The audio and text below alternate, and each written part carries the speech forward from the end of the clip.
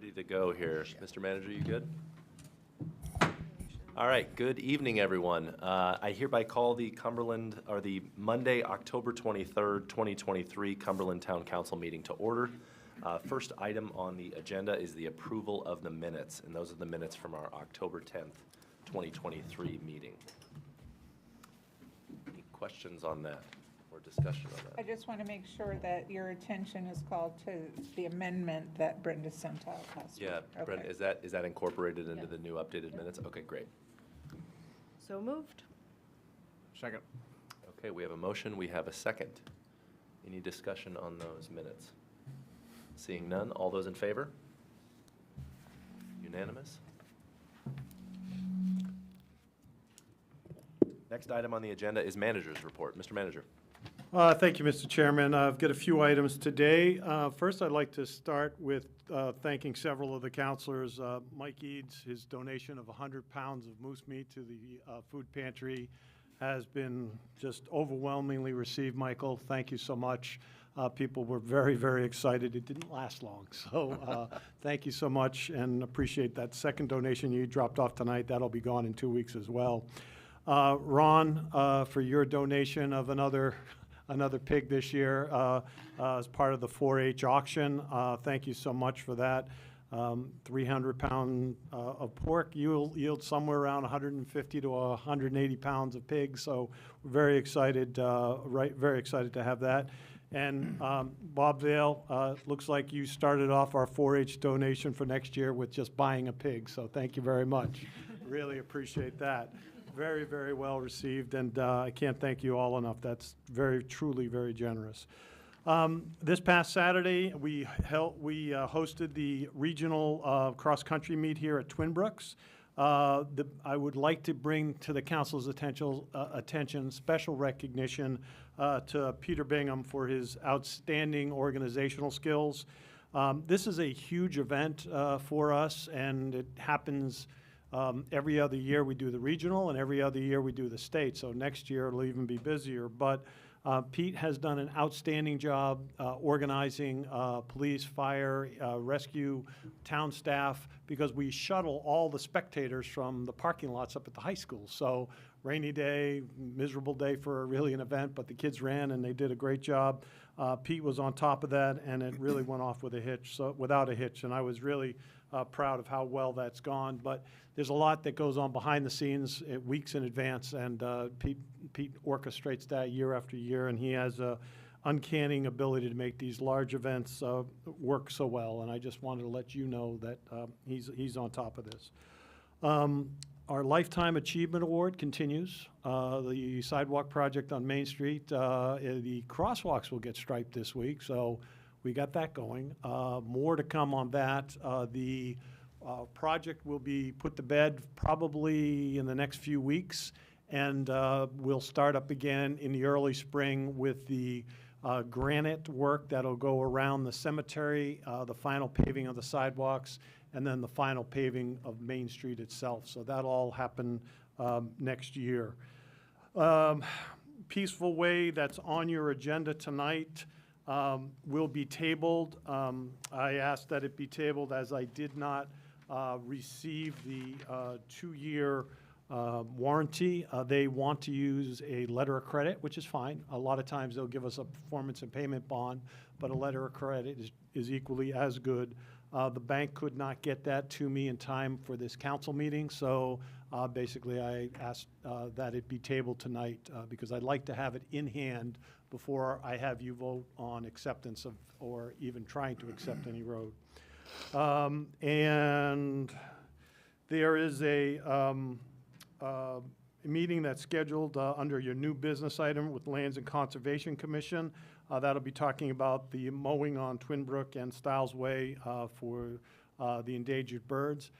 That workshop will begin at 6:30 before your next meeting. So half hour before the start of the meeting, we'll have a workshop with Lands and Conservation, and we'll walk through that policy. I think, did we forward that to the council yet, Brend? If not, I'll get that to you. It was included in the packet. Yeah. Okay. And I just wanted to also report, I had a very good meeting with Foley's Gym last week. They are planning to be to the planning board hopefully by December.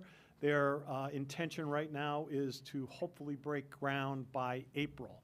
That will require an amendment to their DEP permit, so April's a very aggressive schedule. Usually that's six months plus, and with these amendments, there's no 6-month time requirement as a new permit is required. This, basically, they can take their time and it gets pushed to the back of the pile often, especially the amendment. So I'm hopeful they are correct, but more to come as that progresses through the planning board. And that's all I have for tonight, Mr. Chairman. Great, thank you, Mr. Manager. Please, go ahead. Bill, I asked Chris last time, what was your final body count at the auction? At the auction Yeah. oh man, it was awesome. Well, we ended up with, we were able to purchase 3 pigs from the swine club, which is awesome. Ron purchased the 4th, and we were also able to purchase 2 what they call beef critters. I shouldn't call them steers because I don't know if I don't know what it is. It's something they got it in the 4th aisle at Hannaford. That's all I can tell you. So it's a cow, it's a steer. I don't know. It's a hamburger. That's all I know. So we were able to purchase 2 of those. So it was over $10,000 again this year. So thank you to everybody that contributed, and thank you for the kids that participate in 4-H because they are doing a phenomenal job. This year they actually had 10 beef critters, steers, cows, whatever you want to call them. That's one of the biggest outcomes they had.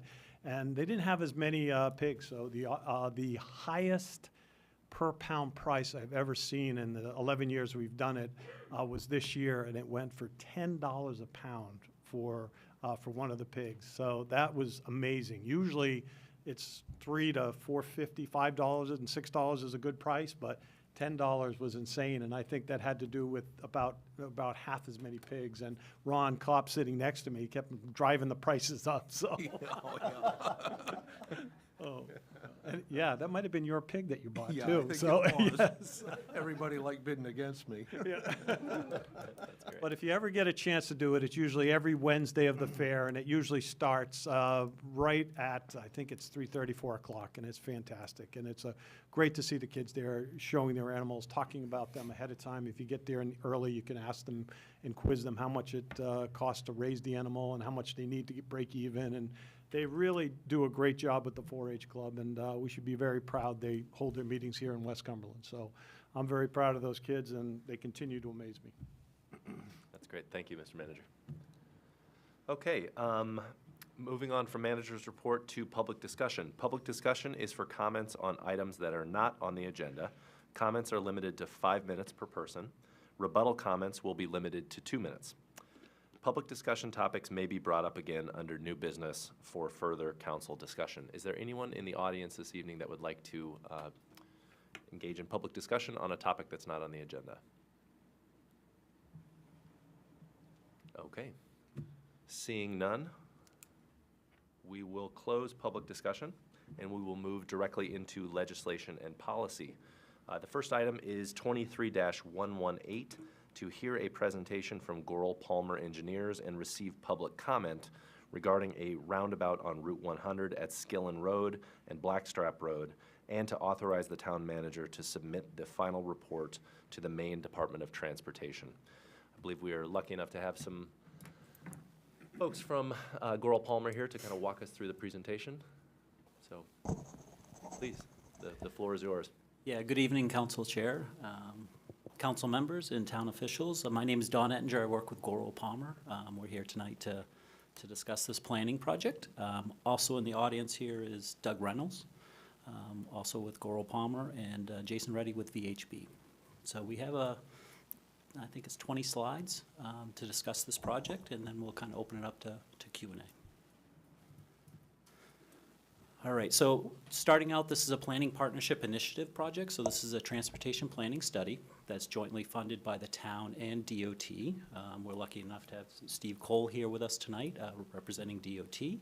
And this slide here also shows our consultant team, not present, but on the team is Viewshed, which is formerly Terry Dewan and Associates. So the study limits for this project, we're in West Cumberland, we're on Gray Road. It's really the intersection of Route 100 with Skillings Road and Blackstrap Road. It's a unsignalized intersection, a two-way stop, two-way free flow. The study limits is not just the intersection. I think it might be maybe a misnomer on the outset, but it's actually a pretty broad study scope. So it includes the intersection, obviously, but it also includes over a mile of Route 100 or Gray Road. So it starts on the north side, just above Skilling's Greenhouse, continues south through the intersection and travels all the way down to Castle Rock Drive. Also on the side streets, we are extending our limits of work on the side streets. So from the intersection on Blackstrap Road, our limits continue all the way to the Turnpike Bridge. And on Skilling Road, it extends up to Tammy Lane. So what is encompassed in our scope for a transportation planning study? These bullets here kind of summarize the items that we look at. So obviously traffic operations, we're looking at safety improvements. Folks that drive the area know that speeds are pretty high through that corridor. It's flat and straight. And so we're looking to control speeds, access management. There's a lot of open space out through there, and can we provide better access management to improve safety? Accommodations of bikes and pedestrians. It's pretty limited out there today, so can this transportation study look to make improvements with that? And the ultimate goal is to make these transportation improvements that will encourage economic development out in that area. So one of the items that we look at when we do these transportation studies is we look at traffic. So we'll analyze and model the traffic that runs through that intersection, and both in the existing condition and in a future condition. So the current year modeling was this year, 2023, but we are also forecasting traffic growth out to a design year of 2045, so an increase of about 22 years. When we look at the future forecasting, we look at not just a no-build, a do-nothing, how is it going to operate in 22 years, but also some alternatives. The three alternatives that we considered are the roundabout at this location, a signal, and an unsignalized intersection. When we do the traffic modeling, another component that we take a look at is land use. What's out there for available land for growth and future development.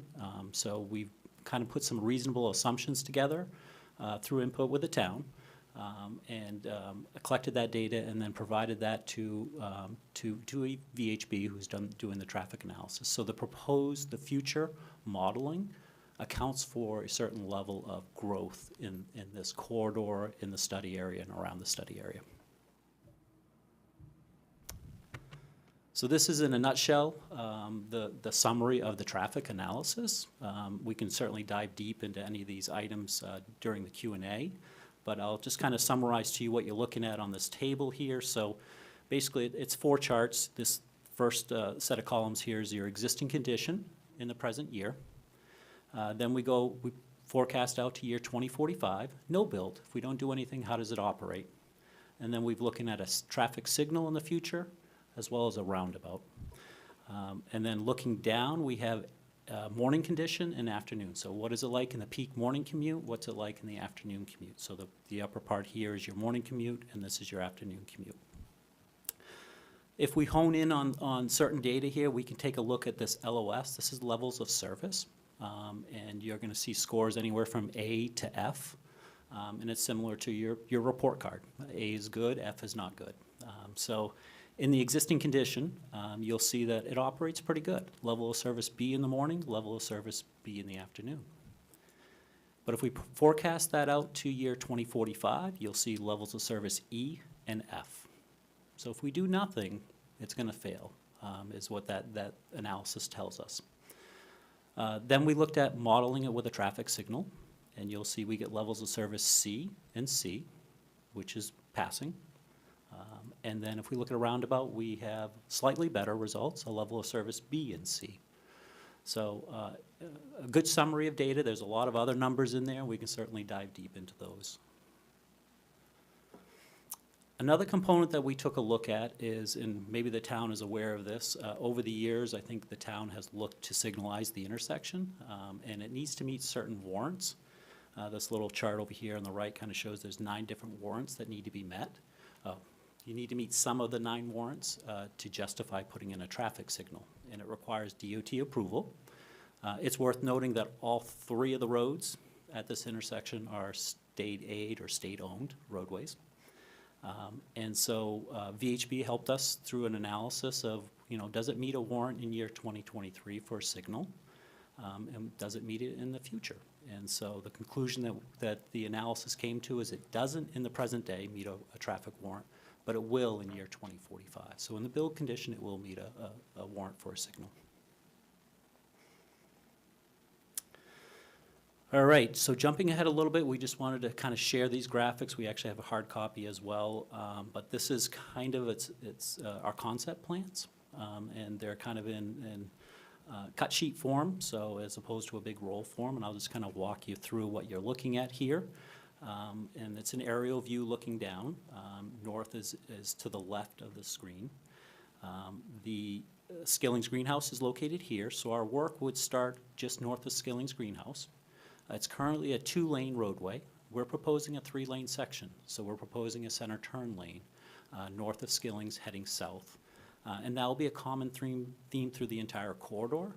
As you head south of the intersection, there's already a section that's 3-lane. Because of the development that's occurred in the area, there's an advantage to providing that 3-lane section to assist with making safe left turns in and out of those businesses. So we're proposing a 3-lane section. We're proposing paved shoulders for bikes, and then we're proposing curbing, grass esplanades, and sidewalks on both sides of the street. As we continue south, Highland Ave is located here. We're proposing a mid-block crossing, so this would be a pedestrian crossing with a refuge island, and also rapid flashing beacons. So it'd be those buttons you press and you see those flashers. As you continue further south, you're now approaching the intersection, which shows up on this view down here. So this is the intersection with Blackstrap here and Skilling Road on this side. So this is our roundabout option. So it shows a single-lane roundabout at the intersection with single-lane approaches on all 3 lanes. So they'd be yield on entry. We have divider islands or splitter islands on all of the approaches. And then as we continue south on Route 100 on Gray Road, you'll see that we continue the theme with a 3-lane section, paved shoulders. There'll be 5-foot paved shoulders for bikes, sidewalks, and esplanades on both sides. As we continue south, this is Mill Road here. You'll see in the existing condition, we start to widen out to 3 lanes as we start going down the hill, which would be in this area here. So we're kind of matching that template. What we're doing differently is we're providing those 5-foot paved shoulders for bikes, and we're providing for sidewalks on both sides of the street.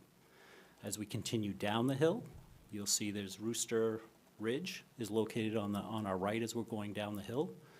We're proposing to extend the sidewalk all the way to that subdivision. So we would tie in at that location. We're also proposing a refuge island with a crosswalk at this location with rapid flashing beacons. And then the sidewalk on the left-hand side, or I guess the east side, would extend all the way down to Castle Rock Drive, across there, and it would connect in with a sidewalk that exists in that subdivision. And then we start transitioning our 3-lane section back to 2, pretty much in the same spot that it does today. So that, I got one more sheet here that talks about the side streets, Blackstrap and Skilling. So this graphic here, I apologize if you're not oriented right, but this is our intersection with Gray Road, and Gray Road runs up and down on this sheet. So as this road here is Blackstrap and extends, this is the turnpike, so this would be the turnpike bridge here. So what we're proposing is sidewalks on both sides coming off the intersection on Blackstrap Road. We would propose a crosswalk right in the area of the ball fields, and those would have, again, rapid flashing beacons, probably no refuge island, but rapid flashing beacons. And then we're proposing extending a sidewalk all the way to the bridge. We know there's new development happening on the other side of the bridge. I believe the town has been working with the turnpike on that bridge replacement, and when that happens, I believe there'll be a sidewalk proposed for that bridge. And then this view down here is we're on Skilling Road, so the intersection with Gray Road is at this location here, and we'd be extending work up to Tammy Lane, which shows up right here. So again, proposing shoulders for bikes, 5-foot paved shoulders, and sidewalks on both sides with esplanades, which is a strip of green space that could be loam and seed or landscaped. And then at Tammy Lane, we're proposing another mid-block crossing. That'll, again, to provide for pedestrian connections, and we would provide flashers there. So that is the roundabout concept. 90% of that also matches the other concepts, because the other concepts really focus on just the intersection. So we're now at the unsignalized intersection, and the entire corridor is pretty much the same in terms of a design. What's different is at the intersection itself. So this is the unsignalized option here, so you'll see this doesn't show a roundabout, we're just showing unsignalized. But what we're proposing is a raised intersection. So it would be slightly elevated by about 4 inches from the normal road, and that would force vehicles to slow down, a glorified speed bump. It would force vehicles to slow down on approach. Under this scenario, it would be a two-way stop condition like it is today, so the side streets would stop, but Gray Road would have free flow, but they would have to slow down.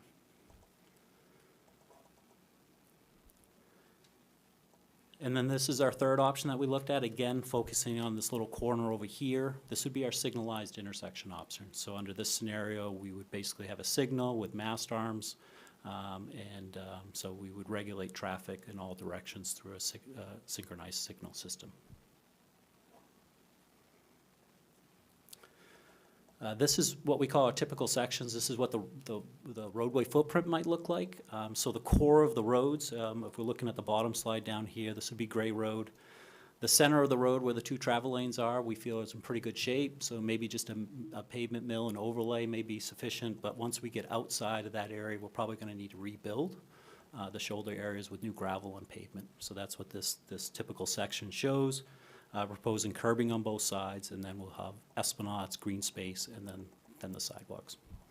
And similarly, on the side streets of Blackstrap and Skillings, we're proposing a similar template, just not as big, because it's only a 2-lane section as opposed to a 3-lane section. So on Gray Road, we propose a 12-foot center turn lane and 11-foot travel lanes, one in each direction with 5-foot paved shoulders. Okay, so we have been in front of maybe some council members. I don't think it was an official council meeting, but we've been in front of some council members for a public meeting back in May. And we did receive comments then. So this is kind of a brief summary of some of those comments. It's always important that we hear the comments and what do we do about those comments. So there were comments about how much is this gonna cost. So we have costs for you tonight to take a look at. There were comments about extending the sidewalks. Our original conceptual designs didn't have sidewalks extending the full limits, particularly on some of the side streets. So we've taken that to heart and revised our concepts to show that. There was a request for a mid-block crossing at Highland Ave, which is part of our proposed design. Brew Through, which is the coffee shop right on the corner. There were concerns of access in and out of that facility with some of our earlier designs. So we've made modifications to provide better access in and out of that facility.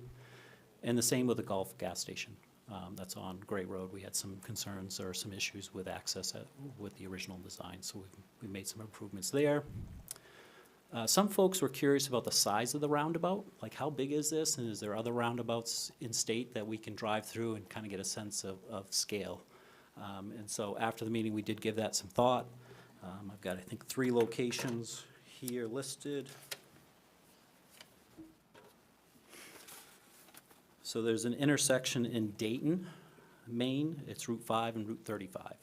That's a single lane roundabout, similar size and radius to what's proposed with this project. We have 2 in Gorham. One's on the Gorham bypass. It's the smallest one on the Gorham bypass, which is the middle one. It's the intersection of 202. The ones on the ends are big ones, but the one in the middle on Gorham bypass at 202 is a single lane roundabout. It'll be similar in size. And the third location is also in Gorham. I have New Portland and Libby Ave as a location. What were those intersections on that? Oh, I'm sorry, Don, what were those intersections? Yep. And the last one? So we're in Dayton, Maine first, and that's Oh, Route, yeah, just the last one with Gorham. New Whitney Portland Ave, yeah, Libby Ave and New Portland Road, I think Libby it and is. New Portland.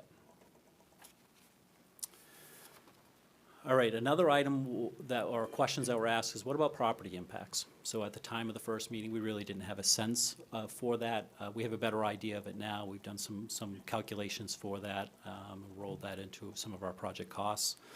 I guess in summary, what I would say is probably 3 levels of property impacts. There will be some, the highest level would be takes, acquisitions. For the project itself, we really don't see the need for that except for at the intersection itself. Because of the footprint, not only of the roundabout, but the other 2 are larger than what we have for available space at the intersection. So there will be some, what we'll call permanent takes. It really just affects the 4 properties around the perimeter of the intersection. There's actually a 5th property. It's jointly owned, but there's, I think, 5 properties there. So that would be the highest level of impact. The second level of impact is what I'll call permanent easement. It's a permanent sidewalk easement. I know the town has gone through and created basically an allowance for a sidewalk easement with ESMA through this Gray Road corridor. If we go through with the federal funding process, that would have to be formalized with the properties that don't have that secured. So that, to me, is if we have sidewalks that are on private property, even if it's within that 15-foot easement, there may be an acquisition process to secure that permanent easement. It's not a take, it's just an easement for the sidewalk. And then the third level of impact is the least of all 3. It's just temporary grading rights. It just gives the contractor access to go onto the property during construction to finish people's driveways or lawn areas, and then when the project's done, that access goes away. And then there was comments about short-term safety improvements, the questions about how long is it going to take to design this, to build this, when are we going to actually see improvements here, and what can we do in the short term? Over the course of the summer, there have been accidents at this intersection, and they've been publicized. So we've worked with the town on coming up with some short-term safety improvements to this intersection to try to make it a safer condition until this project can be designed and built. All right, so here's the big slide here. There's project costs. So these are big numbers, but they're all relatively similar to each other. So what I would say is that these costs are total project costs. They're not just construction costs. The little graphics on the right are our detailed itemized construction cost estimates, but total costs include not just the construction costs, but the soft costs, the engineering costs, the inspection costs, and the right-of-way acquisition and coordination costs. So of the 3, the roundabout is identified at about $12 million. The unsignalized intersection is around 10, and the signalized is around $11 million.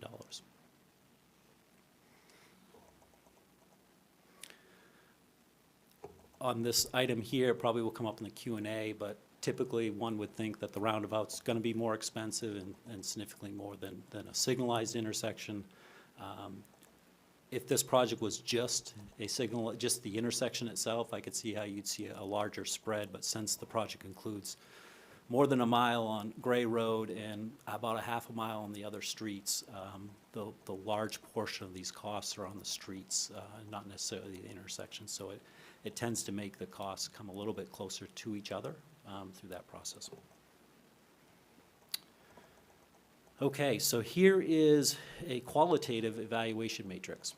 So not quantitative, but qualitative, high level. We basically would, when we go through these planning studies, we have multiple alternatives. We like to kind of score them against each other, score them against a no-build, a do-nothing approach, as well as how well do they compare, how well do they meet the purpose and need of the study. I didn't have that on our slide, but in our first public meeting, we presented what is the purpose of this study, what is the need of the study.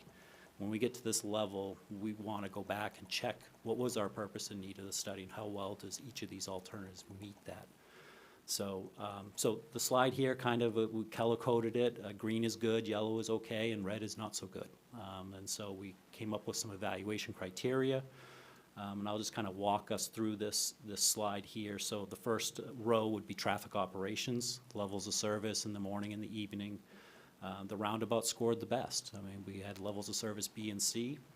The signal was pretty good too, C and C. So we gave it, you know, not quite as good as the roundabout. We'll give it a yellow. But the unsignal options, they don't score well in the future condition. They're going to fail. So they get the red score. Do they meet the warrants in the current year? This is kind of an interesting one that we'll probably have to work through with DOT a bit on, is when you look at this, what's interesting with the signal option is it meets warrants in the future, but it doesn't meet warrants today. That's gonna be a challenge for that option moving forward, is it could be 10, 15 years before that one even meets the warrant to put a signal in there. Now, the irony is you could kind of marry up alternative 2 and 3 and maybe get by, but I'm not sure that's the right solution either, where you just do a short-term raised intersection, and then when it meets warrants in 10 or 15 years, you put the signal in. But the signal option does not score well when we consider what do we do in the short term, and when you read the purpose and need, it's how well does it accomplish current conditions as well as future conditions. Maintain mobility for vehicles. Both the signal and roundabout do well. The unsignals and the no build do not. The next three we can kind of group together. Do they improve safety for vehicles? Do they improve safety for bikes and peds? And do they accommodate bikes and peds? So all three of the new options do that successfully, where the no build does not. And we found in these evaluations, we always like to have that no build columns. You might find that scores the best. You know, do nothing might be the best. In the case here, it's pretty well proven that it's not going to score well for us. The next criteria was encourages village scale redevelopment. Again, we think the roundabout will do that. We think a signal will. We don't think an unsignalized intersection will do that quite so well. Improves traffic calming and speeds. We know that's an issue through here, and that's identified in our purpose and need statement. So the roundabout will do that. The roundabout, through its geometry, will control speed going through the intersection. The unsignalized raised intersection will do that as well. Because it's raised, that's going to slow traffic down. The signalized intersection, not as well. It may work, but not as well. Obviously, you have red light, yellow light, you're going to slow down or stop. But if you've got a green light, you're going to accelerate through this corridor. We don't think it scores as well as the first two alternatives. The next criteria was creates confusing geometry. That might sound weird in itself, but we have found with roundabouts, if they're multi-lane roundabouts, they won't score well on this criteria because they can be confusing for people to use if it's a multi-lane. The good news here is we're proposing a single-lane roundabout, so we think it will score well for this project. The signalized option scores well as well. Everybody's familiar with how a traffic signal operates. Not so sure about the unsignalized intersection. It's going to be a raised intersection with two directions uncontrolled. So you come to a side street, you're stopping, the traffic's slowing down, do you go, or they have the right-of-way on Gray Road. So it's a bit more confusing. We scored that as a yellow as opposed to the greens. Provides access management. We think all of them will provide a level of access management through this project. Property impacts. So we didn't score any of them green. We didn't score any of them red. The impacts are going to be relatively similar to each other. The roundabout will have slightly more impacts, but they all are going to have very similar. For the corridor itself, they all have the same. It's just at the intersection itself, there's a slightly larger footprint for the roundabout. Provides gateway opportunities. We scored the roundabout well. We think that will provide a good gateway to this area. The unsignalized, not so much. The signal could work, but just not as well as the roundabout, in our opinion. And then total project costs we have listed down in here. You could vary the scores a bit here and do red, yellow, green, but they're all relatively close to each other. Whether it's $10 or $12 million is, it's a large sum of money, and we didn't think that there was a lot of variance in those costs. And then the last, does it meet the purpose and need? We feel do nothing does not meet the purpose and need. We feel the unsignalized will not meet the purpose and need.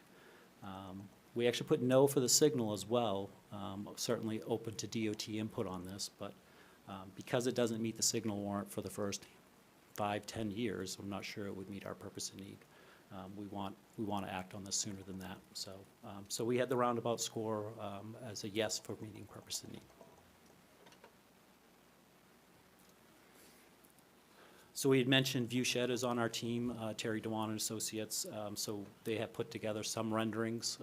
They've done it in the past, I think, for the town. These are some of the newer ones they put together where you have an existing photo on the left as an inset, and then what it might look like with a roundabout at the intersection. So that's a kind of a high-level view. And then this is more of a street-level view of what that might look like near the roundabout with some landscaping, splitter islands, crosswalks. And this would be on the south side of the intersection looking south. So you can kind of see how bikes may be accommodated through the corridor and pedestrians on the side. You have some splitter islands that are landscaped. You have shoulders for bike lanes and such. I think this is my last slide. So in terms of next steps, getting input tonight from council and the public is helpful. Our next steps are putting together the draft report and submitting it to the department with your approval to get their review comments as well. And so we're looking at submitting a draft and final report.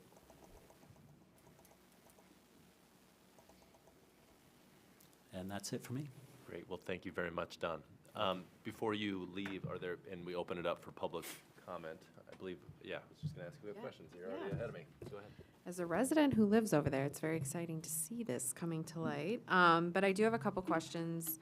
Has there been any assessment on future cost estimates? So, for example, the landscaping, I'm sure this is something we'll talk about down the line, but what does that look like from a initial investment to a longer-term investment? Anyone? I guess I'm not following you. So like, Maintenance? Yeah, maintenance, long-term maintenance. Has there been any? We haven't conversation? discussed that, no. Okay, all right. And then, has there been any studies about roundabout impacts to businesses? I think there's probably gonna be a lot of conversation about the brew-through kind of being right there, Chops right there, you know, whatever future businesses might come there. As someone that's driving, I think there tends to be deterrence when there's roundabouts to go into businesses. Is there any studies on that? I know the single lane will probably help with that, but just out of curiosity. I'm going to defer to Jason to see if he has any insight. Otherwise, I'll do my best to answer Yeah, your question. awesome, thank you. Jason,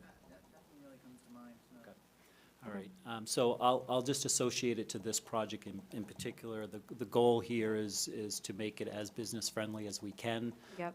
But while also providing safety. So on all of the approaches into the roundabout, there are splitter islands, divider islands that separate movements in both directions. You yield on entry. If you look at other roundabouts, the Dayton one that I mentioned, I drive through that quite a bit, you'll see that they actually they've proposed some gaps in their splitter islands where they allow for people to access their driveway, left-turn movements in and out of their driveway. But the intent is the splitter islands still separate that traffic in and out of the roundabout. So in the case of the brew-through business, we were able to slide our splitter island back a little bit. So it didn't prevent left-turn movements entirely in and out of that business. But, you know, if there's traffic queuing back and the yield condition trying to get into the roundabout, that might deter somebody from turning left into it.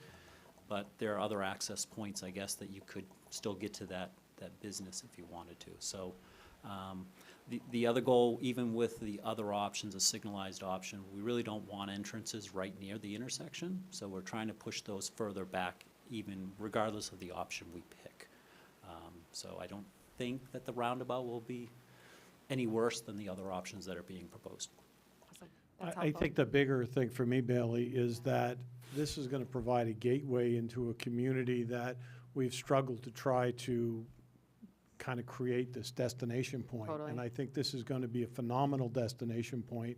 It'll feel like you're arriving someplace and you want to see what's going on. You want to get out of the car. We will try to have some off-street parking as well. Yeah. But it's also going to be walker-friendly, bike-friendly, a lot of the things that aren't there, and even the speed through that corridor will be reduced with this project. So there's a lot of things right now, it's like just a drive-by. Yeah. In the future, it's definitely not going to be a drive-by. Yeah, I couldn't agree more. I think it's totally in desperate need of a little bit of a facelift over there. Yeah, so it's exciting to see. So I believe you had a question? Yeah, I had two questions. Thanks, Don, for the presentation. First, I know this wasn't part of the study scope, but I was wondering if you had any insight or kind of data around emissions at roundabouts versus kind of an unsignalized or current state? I would imagine there might be some sustainability benefits. I was just curious if, even though it wasn't part of our study, you had any perspective on that. Yeah, I'm going to give it to Jason, I can kind of build off what he says. I mean, I'll just say real quickly, I think you would certainly see emission reductions with a roundabout, just because, you know, with a traffic signal, I mean, you have the red light, so you're sitting and idling. And I think even, not having to stop, whereas even with a roundabout, the idea is that it's a yield entry. So especially under non-congested conditions, like a heavy vehicle or truck would, you know, that's certainly one of the larger shares of emissions compared to a passenger vehicle. So again, for it to not have to stop would be a significant emission reduction. Not to, you know, go from 0 to 5, you know, that's one of the hardest ways until you can get up into the more efficient gears, so. I don't know if there's anything else That's a to good add. question, Tig. Thank you. I think that was only her first question. I have another one, which is going to be not as good as that. But, so my other question was, in the center of the roundabouts, oftentimes you have these like beautiful kind of landscaping schemes, and I always assumed that they were there just for aesthetics, except for I'm married to a British person, and they have roundabouts every like 15 feet in the UK, and they drive on the wrong side of the road, for the record. That said, my very smug husband pointed out to me that probably the reason why there's something in the middle of these roundabouts is that if someone's coming through like a bat out of hell, that structure or that kind of prefers as a stop, not a stopgap, but kind of prevents mass carnage. Is that sort of a true assessment, and would that come into consideration not just from a landscaping perspective, but would we, you know, think about what kind of goes into that center from a safety perspective as well? Yeah, it's nice to be able to see, for a driver, if they see something, hey, the road ends, is really what they're seeing. If we don't have anything in there, they could see right through the roundabout in theory, and that might, you know, create some problems. I will say, what you do in the center of the roundabout has been up for debate for a while, particularly in the state of Maine. There are things like clear zone and safety aspects. You don't want to put something in there that's what we call a deadly fixed object. They also want, the DOT wants to make sure you have proper sight lines around the roundabout. So there's some limitations of what you can do, but to answer your question, yes, there's a benefit to doing some level of features in the center of the roundabout. Thanks. Councilor Eads? John, great presentation, thank you. Quick question, you expanded the scope of this project a mile on Route 100 and then on Blackstrap and Skillins. Was that your decision to do that? Was it part of the request from the town, and if so, why? Yeah, to answer the question, that was part of the scope from the town, and I think they're That's what we trying, put in the RFP. Okay, thanks. yeah, I think they're trying to create a village. You know, providing those pedestrian and bicycle accommodations through this study areas, I think is really important. So I applaud them for expanding it and just not looking at the intersection itself. Thank you. Please, Councilor Story-King. I'm trying to think if I have any more. Yeah. I'm looking at this Oh, picture. can you use your mic maybe? Sorry. Looking at the picture, I don't see any drainage, and I know when you add curbing, you add drainage concerns. What kind of drainage challenges do you foresee there, and where's the water going to go? Yeah, so I'm going to defer to Doug a little bit on this, who knows the area well. I don't think we have a lot of drainage concerns, but No, actually, again, if you remember, was it back in 2002, something like that, we improved this area. We added a whole subsurface storm drainage system. Everything ultimately goes down the hill. That's where it goes, and again, we're planning on connecting right to that existing Okay. system.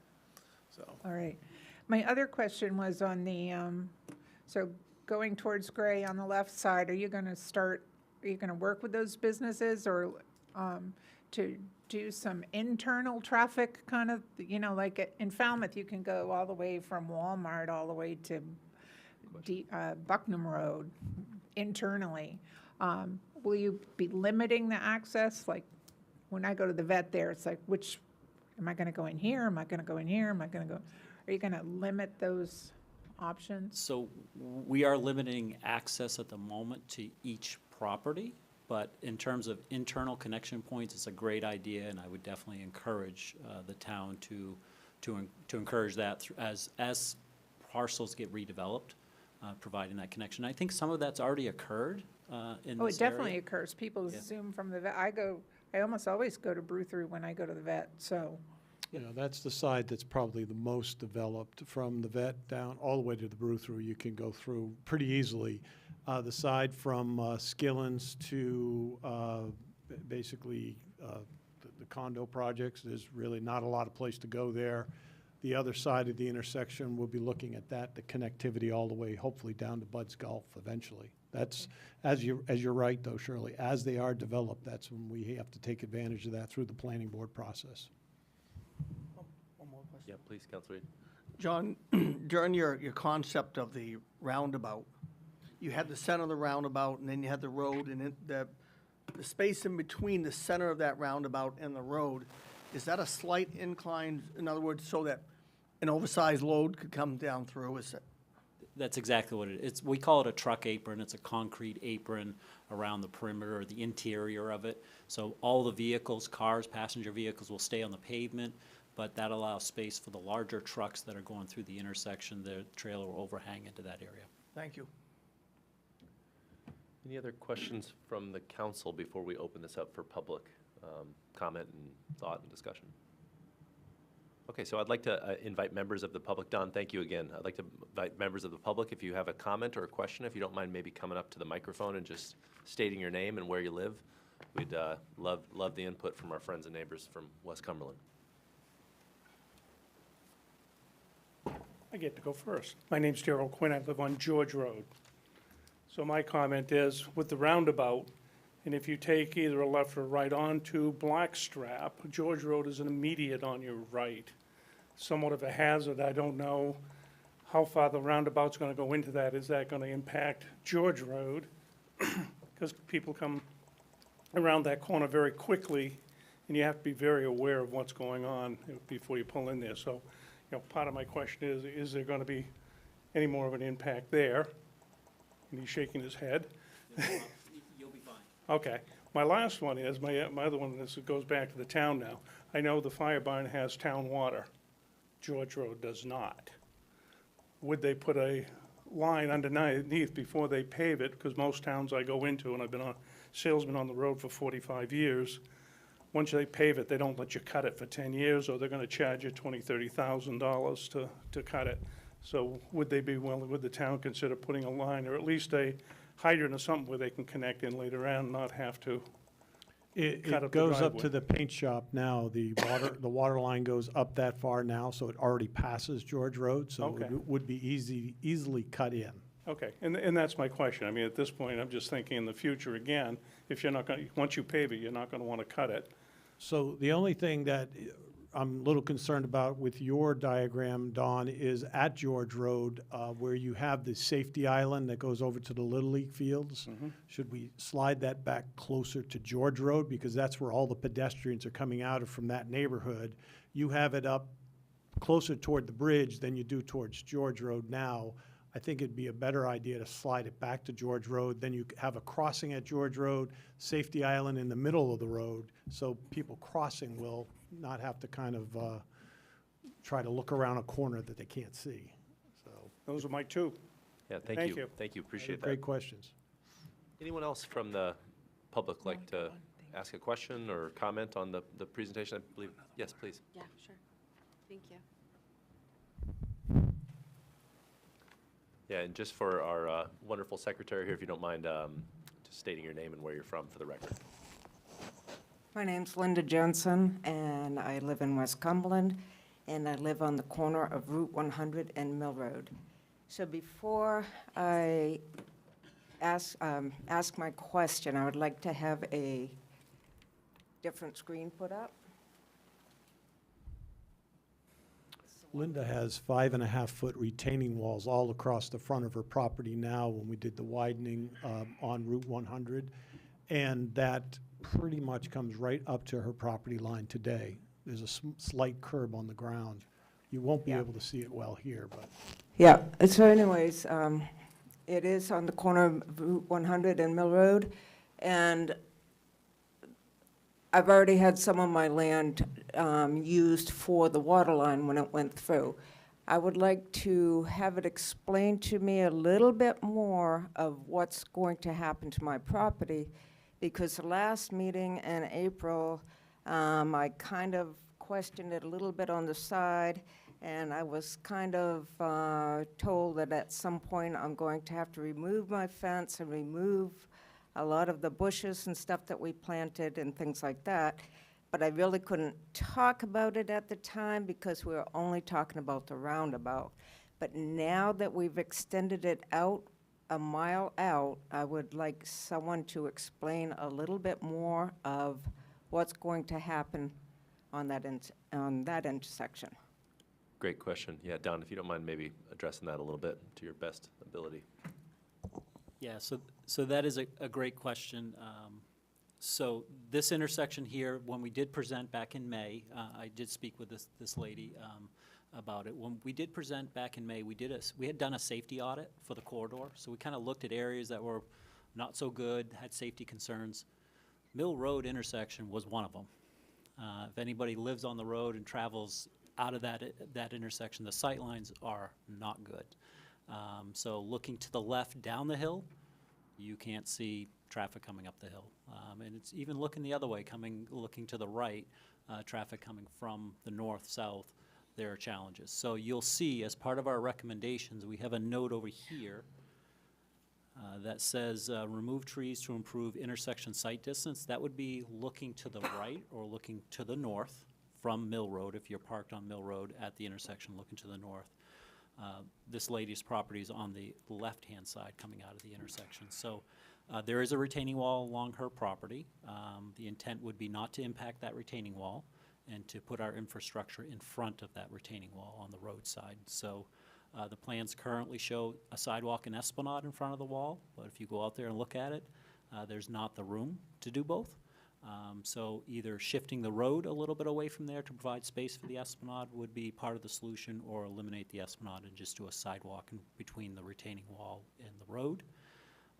Up near the intersection, there is some landscaping and a fence in that area that does block the sight line, so these plans are recommending just to remove and reset them a little further back from the road to improve the sight line for vehicles that are trying to get out of Mill Road. So no permanent takes, just we want to try to slide those a little bit away from the intersection to improve the sight lines for vehicles. so that's going to be really difficult because that retaining wall has maybe a paved sidewalk that might be 2 feet wide, maybe 18 inches. It isn't very wide, so that's always been a concern looking down the hill basically toward Falmouth. So that we're going to have to look at real closely, because I don't know how you do it, because you have also restraints on the other side of the street where you're very, very close to the right-of-way now. So that's going to take some additional survey work, and that's going to have to be working with both sides of the street, the neighbors there, to perhaps shift the road one way or the other if it's possible. If it's not, the problem at Linda's home is the retaining wall basically holds back the earth that sits up 5.5 feet anyway across the top, and it's very difficult to look down the hill there. So the sight line, we may have to push that back a little bit anyway just to get the sight line. So we're going to have to work very closely with neighbors on both sides of the street at the intersection. Yeah, and thank you for that explanation, Don, your comments as well, and Linda for raising that issue. Do you have another follow-up on that? Do you mind stepping to the mic just for folks at home that might be listening? Thank you.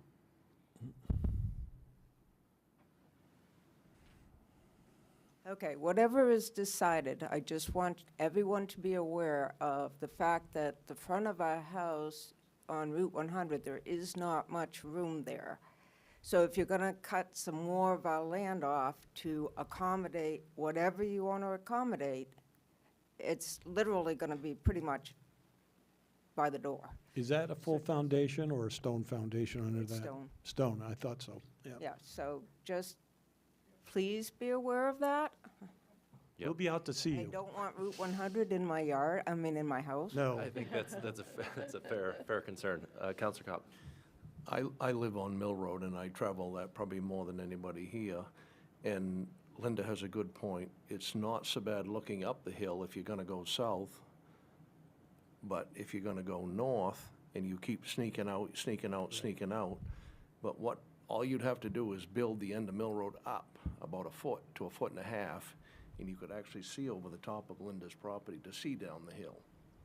So that might be something that you look at. If you just raised the end of Mill Road a foot to a foot and a half, it would give you a lot more sight line down the hill. It's true. And then you could drop on to Route 100, because right now, you're kind of down in Linda's property, and I mean, her grass is actually as high as your window in your vehicle, so. Right. That's a possibility, that's all, so. Counselor And Starkey? Linda is correct. I mean, it would be very hard to encroach on her property now, so. I have an associated question. Winter maintenance of sidewalks out there. Currently, I think everything happens from Cumberland Center. We don't have any other sidewalks anywhere else, right? So what do you anticipate for winter maintenance? Will it be one of those situations where residents are required for clearing their sidewalks in front of their land, like in some communities, or? It might be a combination. If the sidewalk, as Don described, may be there without an esplanade, a lot of times we can set the wing right on top of the curb and pull all that snow with us as we come up the road. So it'll have to go, we'll have to look at it section by section. Typically, we will maintain the sidewalks on basically paths to the schools.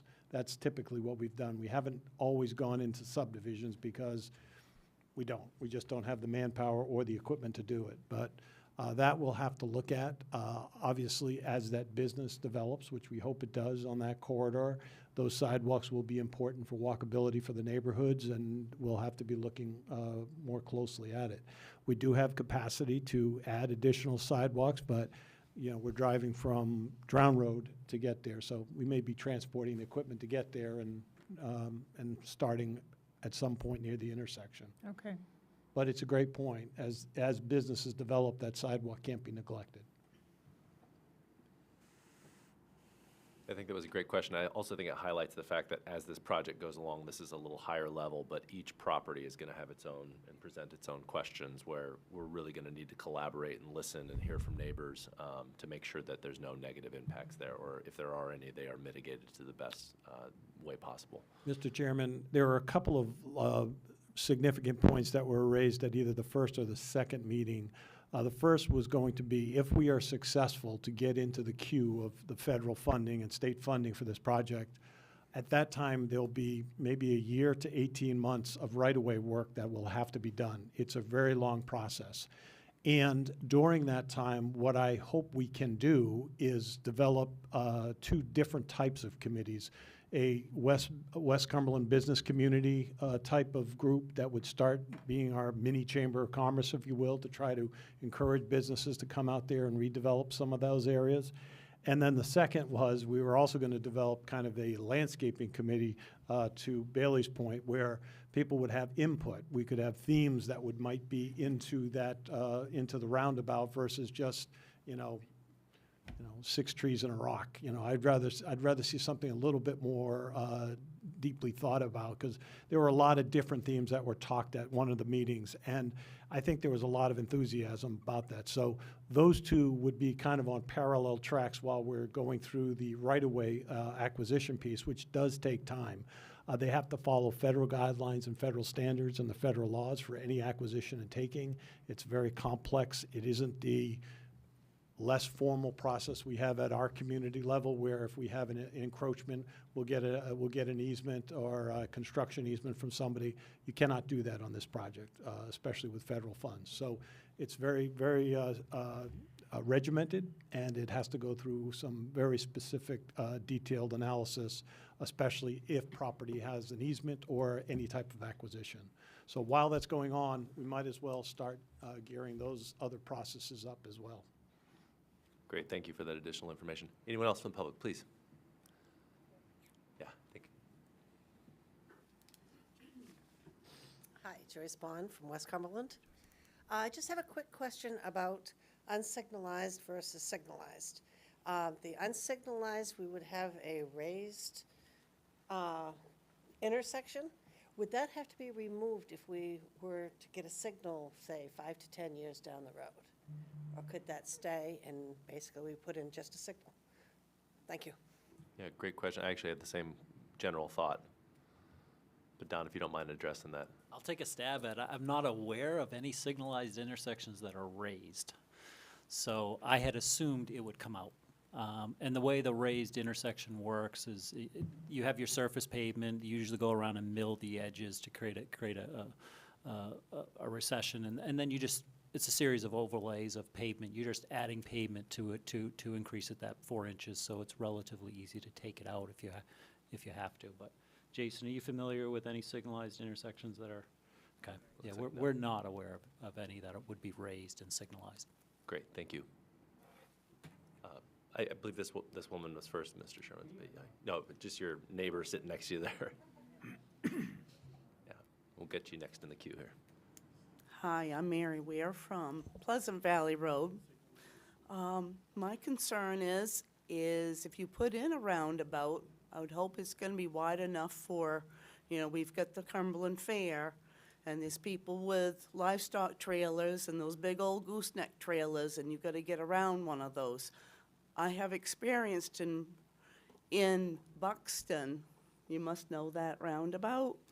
I was there one time taking care of somebody. I was a caregiver, and a lady got stuck on the middle part of that, and it tied up traffic for over an hour and a half.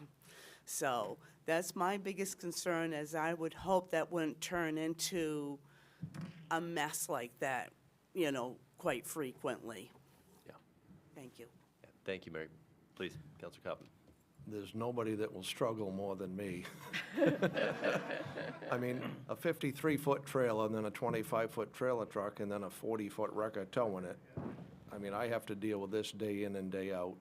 I can get around any of these roundabouts in the state. I've been through probably every one of them several times. The one in Falmouth is a piece of cake. I mean, you got to be aware of your people coming in it on the other directions, that's all, so. Ron, what about the low beds that have, almost 6 inches of clearance? I mean, we struggle on Main Street right now to get a That's- low bed over the top That of would be an issue with a raised table there, because a trailer truck like Story Brothers coming across from Blackstrap to Skillings Road, more than once I've had to go out there with a wrecker and pull them off the island because they belly hang themselves in the middle of it. So if you're talking about that, it's got to be, you'd have to mill what's already there, because that would not work. So what would be the maximum clearance? Is that like 6 I mean, inches? some of those trailers are 3 inches. 3 I mean, inches, it all wow. depends on how big the machine is that they're hauling. I mean, and, the bigger the machine, the less sag it takes out of the more sag you got. I mean, and, they'll belly hang, the rear tires will be sitting there spinning and they can't go. So, I mean, that would be a concern, especially if you had through traffic that's coming down Route 100 that didn't have to stop. I mean, that could create a disaster. So we want to watch that coming around that intersection because of the amount of construction vehicles that we do have. I look at what North Yarmouth did at 9 and 115, that intersection, that beveled concrete edge Right, to right. allow that swing for larger vehicles to get around and not kind of go over the curb, if you will. Exactly, and that's what So- that's all about. So. Yeah, I think that's a good point. That's a very good point. Sorry, Ron, just to make sure I'm understanding, you're saying that the raised, the unsignalized, which raises it by 4 inches, there's the possibility that someone could get stuck there. Well, yes, definitely. I mean, definitely. I mean, take notice the next time you see a trailer truck with a long trailer hauling an excavator. If you look at the trailer when it's empty, it has an arch like this. When it's loaded, it's flat. When they go over a rise, I mean, and that's what happens. They'll get caught on curbings, or they'll get caught Right on Main Street. on a raised table. I mean, if you look at down here at Main Street, you'll see where they scrape Main Street crossing, and they'll do the same thing on Route 100 by my shop. So, I mean, it's just something you need to be aware of, so. Mr. Sherman, I believe you had a comment as well? Oh, yeah,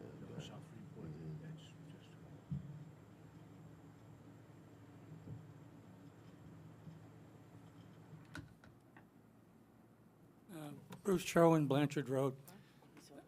I'm not sure, maybe I haven't been around very long, but I don't know of any raised intersections like this. Are there some? Can you tell me where I could find one to? We just put one in Auburn, Yeah. just off of Minot Ave. Yeah. Elm Street and High Street. High crash location, one of the highest in the county, two-way stop control, two-way free flow.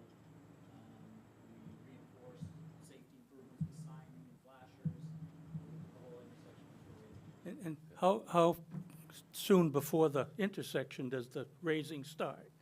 And do they get a warning that it's raised? So Is there's this- advanced signing, Yep. to let them know that it's Yep. raised with speed. Can't hear you at Yeah, home, Don. you might want to get, and again, just to clarify, the first question was, are there any of these around? And the answer was yes, but please, Don, if you don't mind getting to the mic just for folks at home to respond, just so we have it all in one record. Yeah, so we were involved in putting one in Auburn. It was a high crash location, one of the highest in the county at the time. I believe it's the intersection of High and Elm streets. It's just off of Minot Ave. And two-way stop condition, four-way intersection, two-way is free flow. So we did safety improvements, not too different than what's being proposed in the short term here with better reinforced signage and flashers for stop conditions, but we made the whole intersection a raised intersection, which forced all traffic to slow down to about 10, 15 miles an hour to go through it. And so with positive results. I think the follow-up question was how far in advance are they notified? So we have advanced signing saying there's a raised intersection ahead, and we have advisory speed signs of 15 miles an hour to reinforce the through traffic that they need to slow down as they hit that. They'll hit it one time before they slow down on the next ones for sure. So. Great, thank you.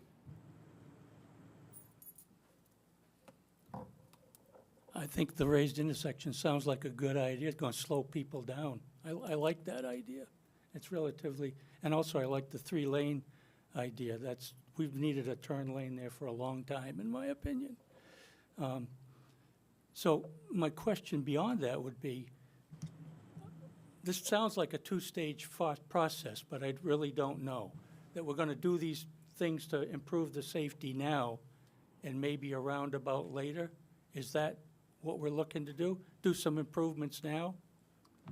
Or is this all tied to a roundabout? Or, because if we do these improvements, we may find that they improve things so much that we don't need a roundabout.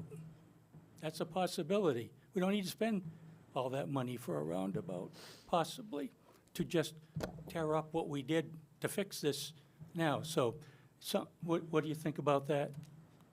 Would you do another study to see if a roundabout is needed, or do we decide do current things now and roundabout later? Is that the decision to be made? Well, the report's got to make a recommendation, and I think the report basically showed that the roundabout, while the most expensive, was probably also the most effective for kind of the goals that Don listed on that first page. When remember the green and the red and the yellow. Well, I understand that, but that's not what I'm asking. What I'm asking is, are we going to do improvements now, including possibly a raised No, table there? No? no, those improvements that Don was referring to in the immediate future would be signage, more signage than anything else. Yeah. The long-term improvements would be one of those three, the unsignalized, the signalized, and the roundabout. The difference with the signalized is that it's not going to get us there for at least another 20, 25 years. The unsignalized, I guess, could be brought forward, and then the roundabout, I think, basically scored the best out of all three of those options. So, And 80 to 90% of this is going to be funded through state and federal funding, and the town is going to be responsible for 10 to 15% of the costs. okay, so we're not going to do anything now but signage? That's correct, because this We're not process going to do will, the 3 lanes, and so that's we're going all to go all part the of way it. till the roundabout before we Yeah, it do sound- things to make the Well, make it's the not just the intersection safer. roundabout, Bruce, it's everything, including the sidewalks and the esplanades and the bike lanes and the immense amount of improvements that go over that 1 mile, which I think will be a huge enhancement to Route 100, and I it'll agree, actually I give it- understand all that. So what we're really voting on is the roundabout.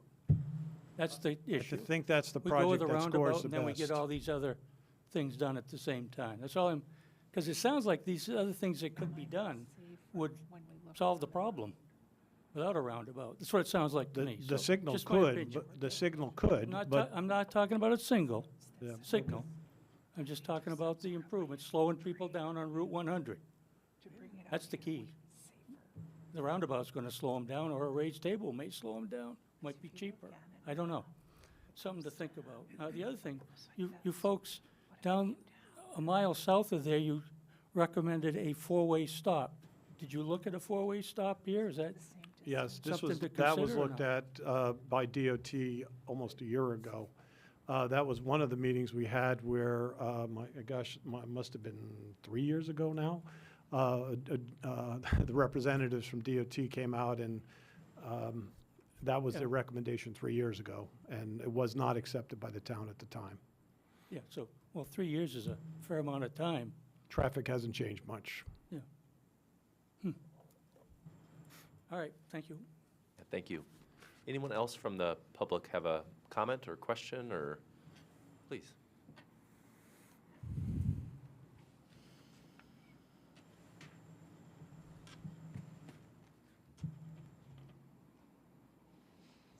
Hi, my name is Nicole Nevelis, and I live on Blanchard Road Extension in West Cumberland.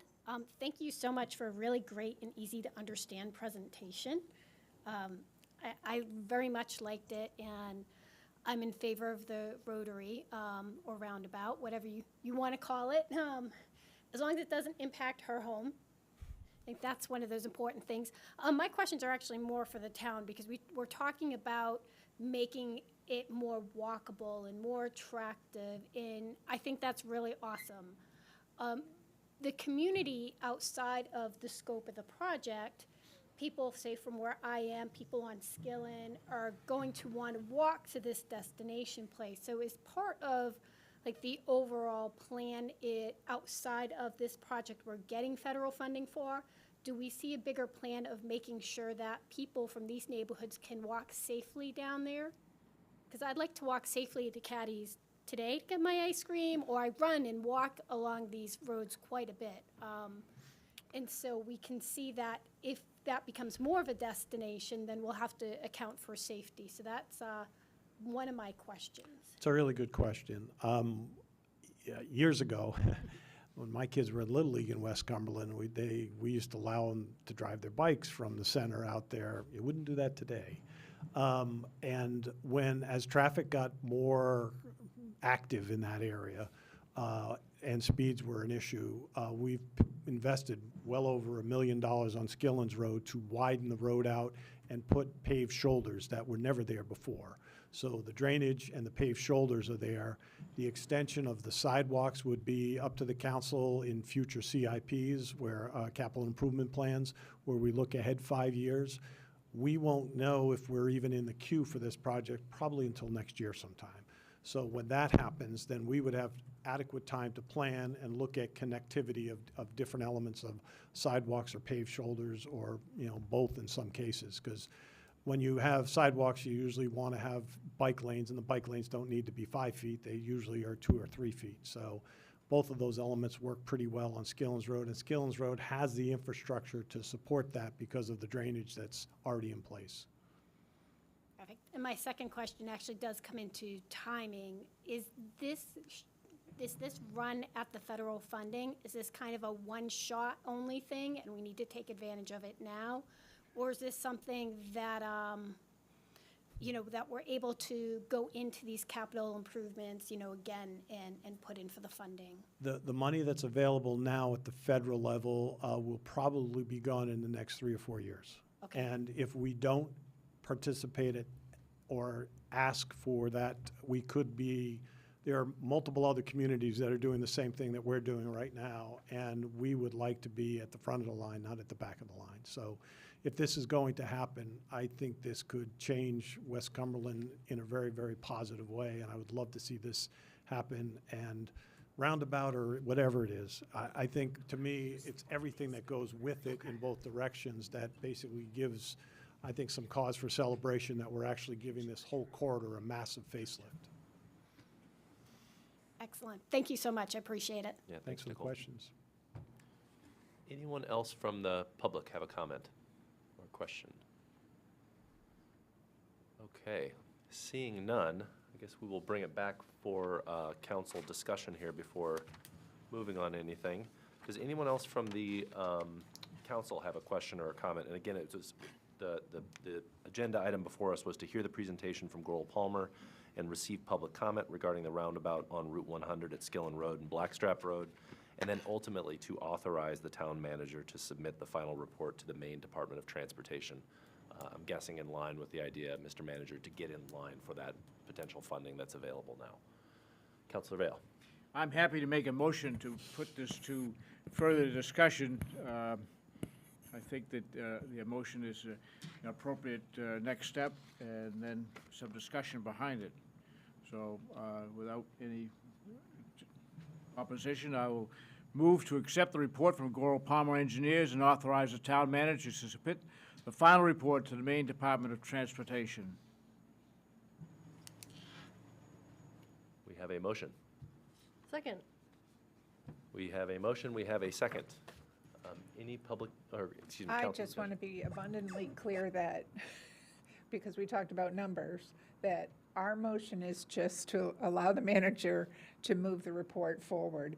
We are not spending $11.2 million. And I think sometimes when people watch something quickly and they see, oh, what's it going to cost? It's either 10.1 or 11.2 or 11.7. We're not voting to spend that amount of money. We are voting to let the manager send the report to the state so they will give us their feedback on the information that we have. So I know people, there's a heightened awareness out there about what things are costing and what the impact is on property taxes, and this is not one of those things. Yeah, I'm glad you brought that up. At least not now. Yeah, that's correct. I did have one, maybe addition, just to make sure that we are factoring in your comment about, I believe it was George Road. So I don't know if the report ultimately will need to be tweaked before it's put in final form and sent. Okay, just wanted to make sure that was incorporated into that as well. Councilor Bell. So I think a little bit of discussion is appropriate. I've watched the Route 1 development in Falmouth, and I've watched a number of iterations over the last 60 years, or whatever. And I remember when it was just a couple of large parking lots with a couple of businesses, and the parking lots were, you know, on Sunday afternoons, they'd set cones up and they would have sports car racing events in them, and then anyways, a lot of money was been spent down there over the decades of refining what that looks like to where they are today.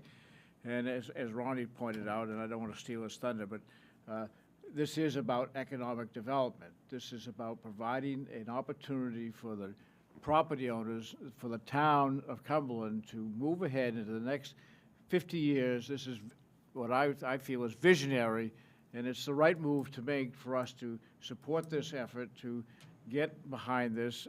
And as you point out, Shirley, it's not an $11, $10, $12 million project. It's the amount of money spent by the town is a much smaller amount. Right. But the end of the day is that this is something that will drive economic stimulus for the town. We talk about our taxes, and if anybody takes a look at what the municipal side of the government spends over the last 10, 15 years, the tax increases are very small as a percent. And so we talk about what commercial development brings to the community, and we talk about, well, 5% now, 6% now, and we're creeping up. We haven't hit 10%. But we all know, you know, by looking at the graph that was sent out the other day, top 10 property tax payers in the town of Cumberland, Central Maine Power is the largest property tax payer, almost to the tune of $1 million to the town of Cumberland. So as we increase that tax base with economic development, that mitigates the cost to the residents and going forward, and that's a benefit every year. So you know, you could say that, well, we can make a little bit of improvement here, we can make a little bit of improvement here. We're not going to do that. I don't believe that's the right step to make. I believe that what we need to do is take that whole mile and redevelop it to put the sidewalks in, the turning lane, and the roundabout. And I think it makes perfect sense for the moving forward with this community. Mr. Chairman, you'll have other requirements along the way for public hearings to sign multiple party agreements with the state and feds through the DOT for what the next steps are. At each step along the way, there'll be another check-in, if you will, to where the project is, what the new funding is, where we're going to look at the monies. This has been earmarked in our TIF budget for several years now, and that's where I hope it comes out of. And it might be 3 years from now, might be 5 years from now, but once we're in the queue and if we get approved for this project, that's when the real planning and the real funding and all the agreements will start to come back before you. Yeah, and I think it's good to remember that, and also think that one of the things we hear at all of these, I think this is our third, maybe meeting on this, fourth, maybe on this topic, but we will continue to have these. I mean, in the event that funding does come, there will be multiple meetings where we're talking about much more granular level details. It'll probably become more granular over time. Individual property owners, what happened at this intersection, what happened here. And so it's critical that folks stay involved and continue to bring us information, because it helps us ultimately create a better work product at the end of the day if this does move forward. Councilor Kopp. Bill, can you remind everybody in the room as well, I don't want people to think that I'm going to gain this great windfall of money because of this roundabout. I want everybody to realize that the islands in front of my shop are already owned by the state of Maine. They bought those from me 25 years ago. They took those. The town has an easement on the land in front of the coffee shop of, I believe, 25 feet, Bill? So by this roundabout going in, they're not going to pay me any huge amount of money. That'd be peanuts. But I just want everybody to realize I'm not here for this. I mean, I'm not going to vote on this, and I want everybody to know that, so. Yep. Okay, any other comments, questions, concerns? Can I make a comment? Yes, you may, please, Mr. Sherman. I don't think you can. Point of order. Oh, excuse me. There's a motion on the table. Oh, it's a, I don't think the motion is specific enough. so the motion as, so the concern was that the motion was not specific enough. Again, I think it does re-reference the report, and the report itself does discuss a recommendation of a roundabout. I believe, yeah, public hearing is currently closed, but I will take that into consideration. The fact that we want to make sure that this motion, just for folks at home listening, that the motion does involve a reference to the report, and the report does make a recommendation that a roundabout is the best viable option to moving forward. So I guess through the report, it does reference the roundabout. But we do have a motion in place to accept the report from Goral Palmer Engineers and authorize the town manager, again at this point, just to submit the final report to the Maine Department of Transportation. We have a motion, we have a second. Any other discussion from the council on that? Seeing none, I will call for a vote. All those in favor? Okay, we have 6 in favor and 1 abstention.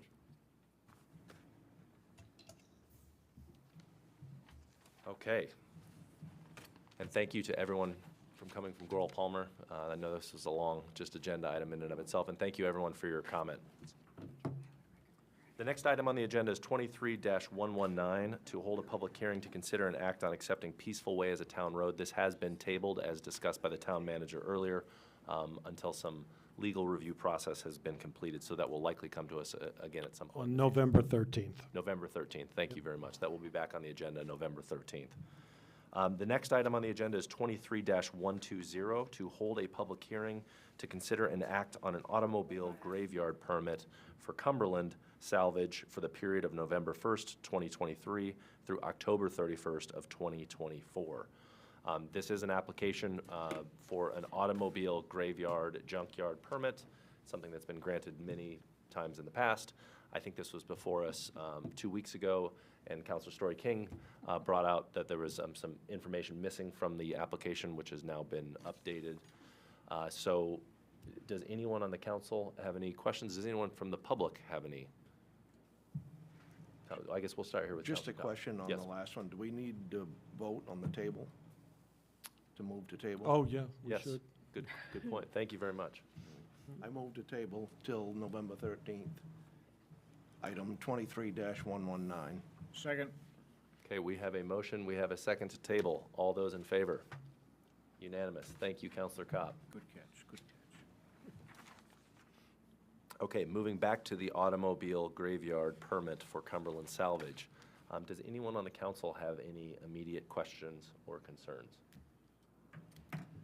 I have just a comment. I'd like to thank Gerald Kopp for resubmitting and providing more documentation about how they handle liquids and fluids and all of that at Cumberland Salvage. And I would like to thank them for volunteering to work with the state for the sample test pits that check them regularly for contaminants. And I agree with the code enforcement officer that they really are exemplary and going above and beyond to make sure that they protect the aquifer. And I can only hope that future businesses and industries in that part are as conscientious as they are about it. Thank you for those comments. Any other comments from the council? Any comments from the public? Okay, seeing none, I would welcome a motion. I'll make the motion. Okay. Since I hung it up the last time. I move to approve the automobile graveyard permit for Cumberland Salvage for the period of November 1st, 2023 to October 31st, 2024. Second. Okay, we have a motion and we have a second. Any other discussion from the council? Seeing none, all those in favor? Abstain. Okay, 6 in favor, 1 abstention. And finally, we are moving to item 23-121 to consider adopting a town council community value statement. This is something that Vice Chair Filson has been working on with others in the council as well for the last few weeks, and brought this up under new business 2 weeks ago. And I will pass it over to you if that's okay to maybe give a little background and where this is coming from. Sure. It would be my pleasure. And I'll be happy to read this statement as well. But for the past month or so, or actually maybe even going back to a workshop that Bill, Shane, Whitney, and I attended, kind of looking at inclusion within our community. It was a workshop held by the Maine Municipal Association back in April.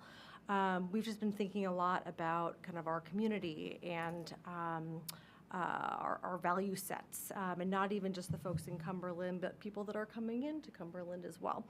And so, as such, kind of drafted a statement kind of looking at a lot of those holistic kind of values, and also kind of in the process, had lots of discussions with different community members. Also, I've looked at what other municipalities have done. Kittery, North Berwick, Lewiston, all have put out kind of some really thoughtful content. And so I'm going to read this statement, which has been slightly adjusted from our last meeting. Those adjustments were made to be consistent with the Maine Human Rights Act, so that we are kind of level on a legal level, we are kind of identical in terms of the protected classes that we mentioned. So, if I may, the town of Cumberland is committed to fostering an inclusive and welcoming community for all. Discrimination in any form has no place within our borders, and we vehemently reject and condemn any acts of prejudice or discrimination.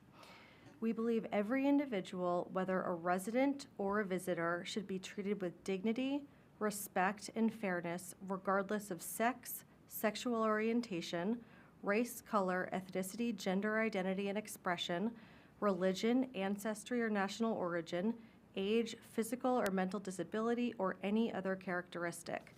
We are dedicated to upholding and protecting the rights and well-being of all, and we will not tolerate discrimination or harassment of any kind within the town. Our strength as a community lies not only in what unites us, but also in our uniqueness. We celebrate each individual's contributions and perspectives. Ensuring Cumberland is a place where everyone can thrive and enjoy a high quality of life, free from discrimination, is a mission we will continually prioritize and work to see through. While speaking up may feel intimidating, we encourage all residents to report any incidents of discrimination or harassment that they may witness or experience. Our doors are open, and we are here to listen, support, and take action against discrimination in all its forms.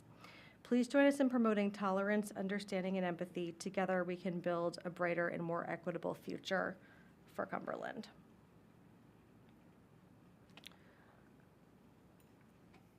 What I'll also, if I may, You may.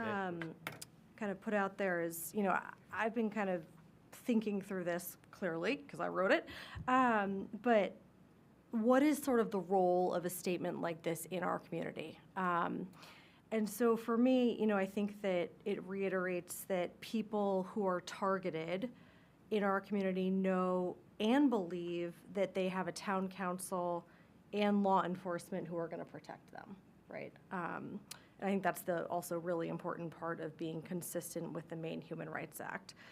I think the harder and kind of the trickier part is where we get into that kind of softer area of, what unites us, right? And so I went back to the town survey, as I often do, that we did in 2022.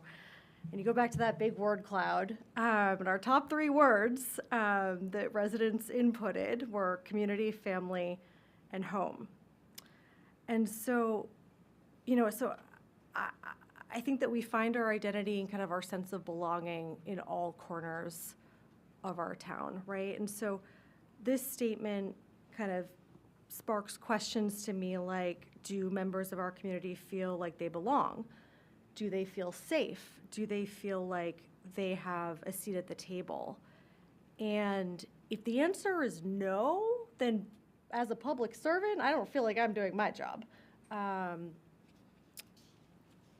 And secondly, I think that my hope in codifying this would be that, in kind of formalizing it, is that we have a foundation, kind of a springboard for any kind of additional action that might be warranted or might be needed, right? I think that, when Councilor Vail was chair, you guys had put out this incredible statement kind of following the death of George Floyd and Breonna Taylor, and that was very much kind of when the community was incredibly focused on, what was happening in the aftermath of those 2 particular incidents. And what kind of my goal here was to make sure that we have something that covers all different groups so that we're not reacting to specific injustices as they pop up, if that makes sense. And that we can kind of point back to this core policy that, provides that protection to all groups within our community. So, and now I will stop talking. I think that's great. First off, thank you for putting this together, and thank you for introducing it as part of new business. I think before we open it up to the council for further questions and to the public as well, this ties in very well to, I've received several phone calls and emails over the last several weeks and months asking us about why other towns are doing things vis-a-vis maybe hateful acts in their communities. Maybe there was something found scratched into a bathroom wall or on a playground that might have been anti-Semitic or something to that effect. And why aren't we, as a town, standing up and putting out a statement that we don't condone that type of activity? And so this ties in very closely to the phone calls that I'd received and making sure that, I would be proud. I told these residents that I would be proud to stand up there and say, I personally do not condone that activity, and it has no place here in our town. But I think it carries a lot more weight when those types of statements come from a unified body that runs the town. And so I think that's the goal of this statement.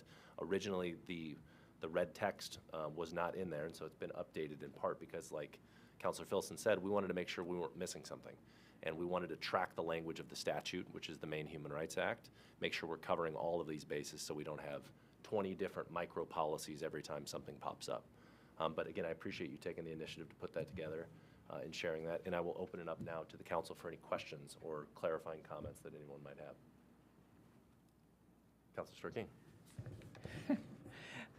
I want to first thank TIG for spending an hour or more with me to discuss this, and I want to start by saying I absolutely 100% endorse every statement in this, every point made in this statement, absolutely it's how I try to live, respectfully and without bias and prejudice.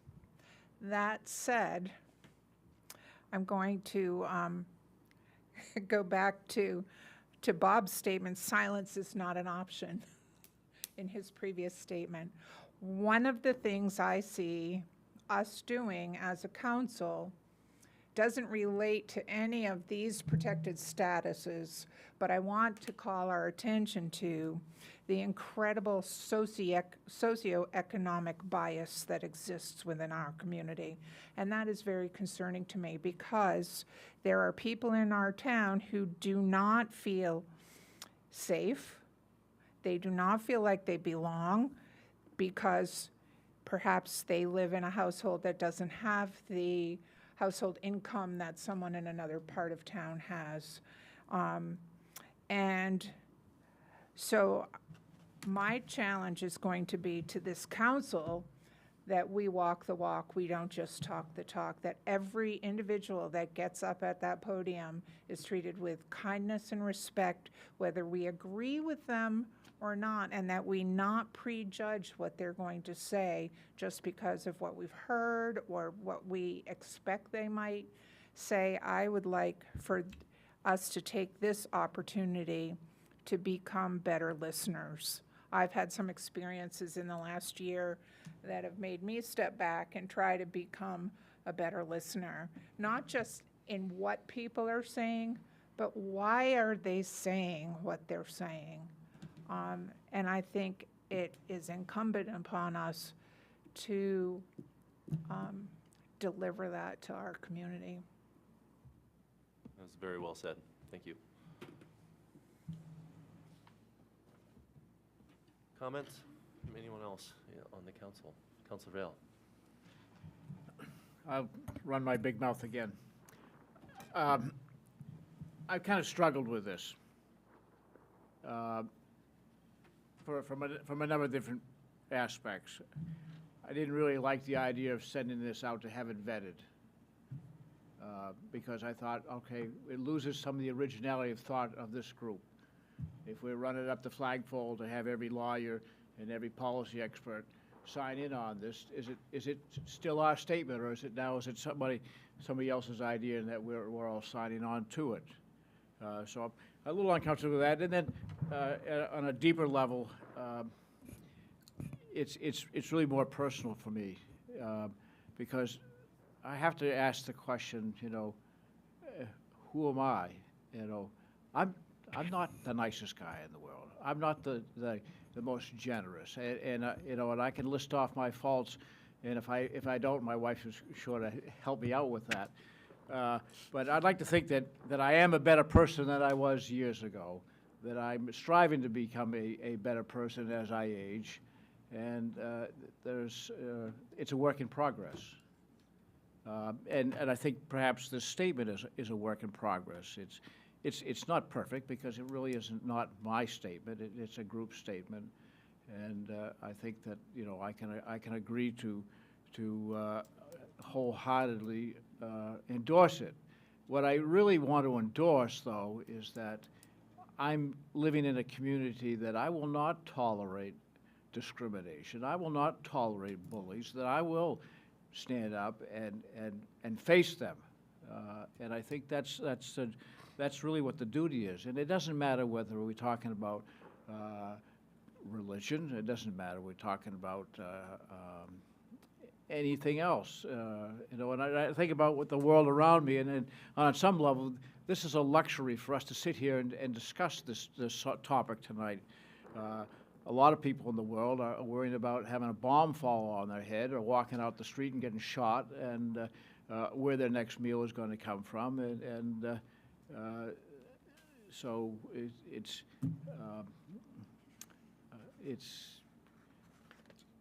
I'm happy to be where I am in the place where I'm in, and my heart goes out for those who are less fortunate that don't live in our country or don't have the security that we have. And I also recognize that we don't live in a perfect community either, and that there's lots of work to be done here, and that, maybe my selfishness needs to be re-examined, and I need to make changes on my own front too. So that being said, I will endorse this tonight. Thank you for your comments. Just for clarification, this was not run through a formal legal department or anything of that nature. I think we only had one lawyer, which was myself, unfortunately, on calls looking at things.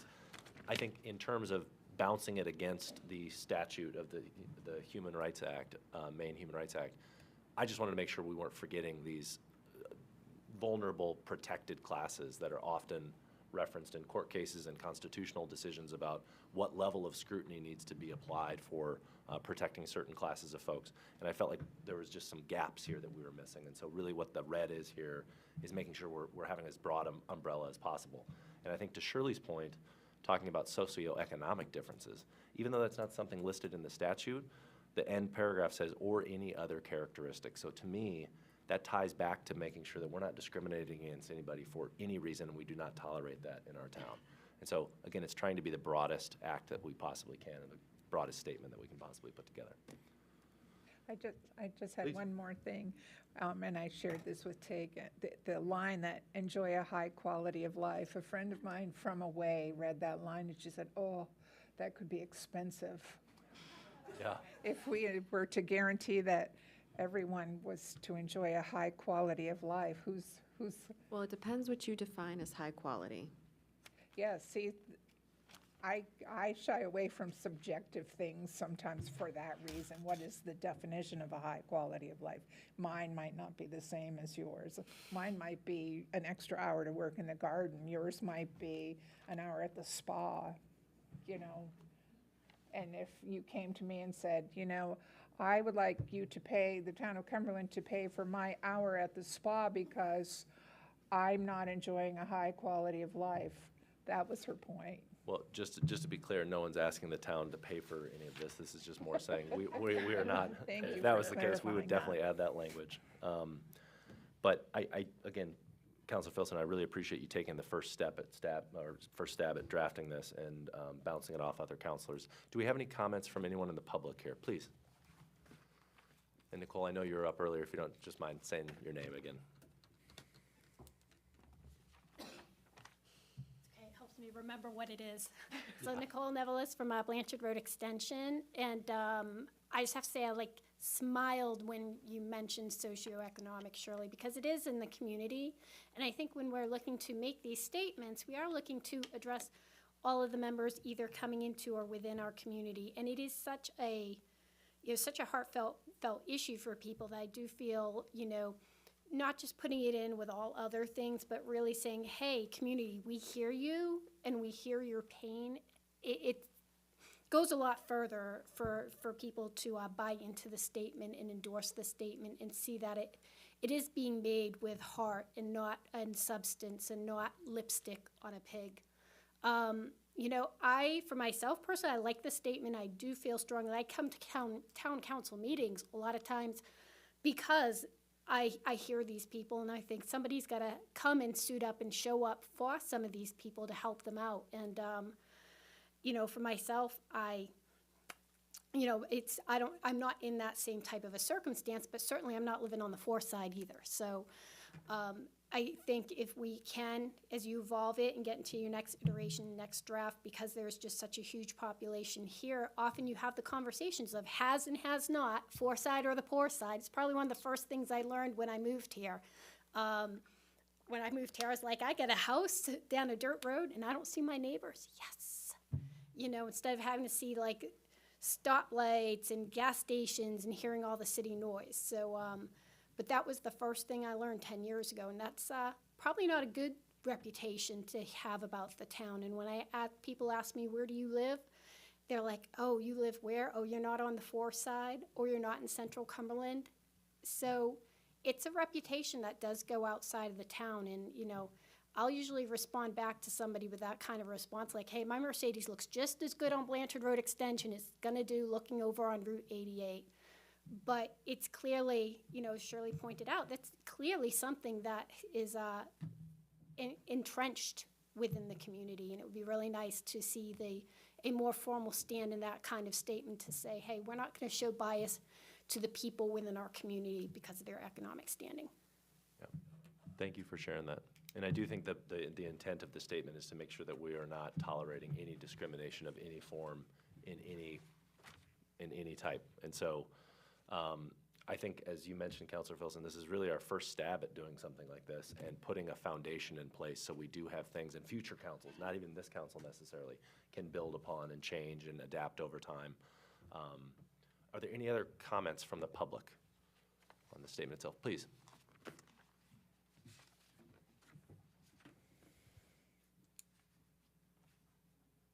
Dave Noonan, Meadow Lane. I just wanted to say to Mr. Vale, I appreciate your humility and just the fact that the iteration from 2020 to now and just the growth from the council perspective for something like this is tremendous. So I just want to say thank you for that. Thank you very much. Thank you. Anyone else from the public? Okay, seeing none. I feel like you just got really quiet. It did get really quiet. I think the heat pump stopped. Yeah. Any other discussion from the council? If not, I would accept a motion. I'll give you a motion. I move to adopt the town council community values statement as presented. Second. Okay, we have a motion and we have a second. Any additional discussion? Seeing none, all those in favor? 100% unanimous. Thank you, everyone. One thing I could vote on tonight. Yeah, it's a busy night for you. Abstain 3 times and vote once. Nice night. Okay, so that concludes legislation and policy. We will now move to new business, and I will start at my left with Councilor Cobb. My friend Dean has donated $20 to the food pantry. I was absent from the last council meeting, so I missed last one. So here's $40 for the last one and this one. And one more thing, I believe we have a joint meeting this Wednesday. Yes. And School board. you want to ring? Oh, yeah, please. I don't want to steal your thunder, so Okay, go ahead. that's the only thunder I just got. That's the only wanted- thunder I got tonight. I so just that's wanted good. to make sure, because I haven't had my iPad for a week now, so I just want to make sure everybody's aware of it, so. And that's all I have, Mr. Chairman. I wish I could. live 6 like that. PM at North Yarmouth Community Center. Oh, okay, not here. No, No. no. North Yarmouth Community, is 6 PM, school board, select board, and council. You're not competing with stone walls. There might be stonewalling, but not, Historical Society will be here in this room. That's why Linda was worried. That's all I have. I will move next to Councilor Vale. I haven't got anything. Okay. Councilor Filson. Nothing for me. Councilor Douglas. That's me.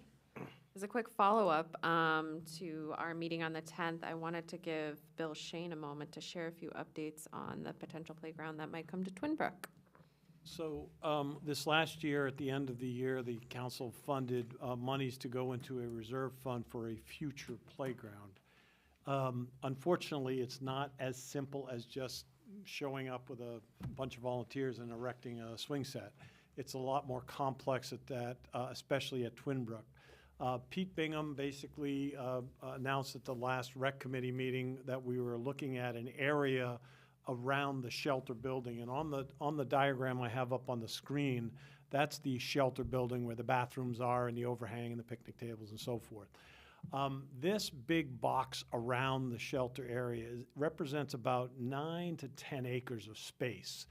And what I'm doing right now is trying to evaluate where we may impact any additional wetlands in a construction of a playground. Now, there's about 40,000-ish square feet here and about 76,000 square feet here. And the reason I'm laying out these areas is that Twinbrook is under a state permit. It's a site location of development law, and that permit basically calculates all the wetland impacts, it calculates all the impervious areas, all the areas we're allowed to mow, everything. So the first step in any process for any playground really needs to see, are we going to impact any additional wetland areas? And if you're looking at this diagram, when I look at this from an aerial photo, this area right here is very wet. This area over here is very wet. And this area in total could be considered a wetland, and there are typically setbacks related to that. So what we want to do first is delineate that area where we want to stay away from any impacts of developments that could adversely impact our permit. And when I say adversely, I truly mean that. The last upgrade we did at Twin Brook was almost six figures in fines because when we had the Army Reserves here and they were bulldozing trails and fields and all that stuff, none of that got permitted. So there's no excuse as ignorance when it comes to the DEP. And the second time when we permitted the athletic field just above the shelter, they call it the shelter field, and the shelter building, we had to pay fines and do mitigation for that, for those impacts. So we want to be careful. We want to know where we can go. And if I can come back to the committee with a map that basically says, okay, here's an area or here's an area where you can basically build a future playground, whatever it is, then the next step would be to go to the local planning board, because we're not exempt from the rules either. And if we do build a playground, that would require a planning board review. And it's not because they care about if it's a swing set or if it's a teeter-totter or a merry-go-round. They don't care about any of that. They want to care about the land use, and they want to know that, one, we're not impacting wetlands, two, we're not impacting our drainage permits, and three, we're not impacting any of our former local approvals. So that's why we're at this step. This will happen in the next few weeks. The delineation of this area will occur, and then I'll return back to the rec committee and basically say, here's your footprint, here's where you can work, let staff know what you'd like to do next, and then we can at least get the local permitting and any amendments we have to do to the SLOTA permit.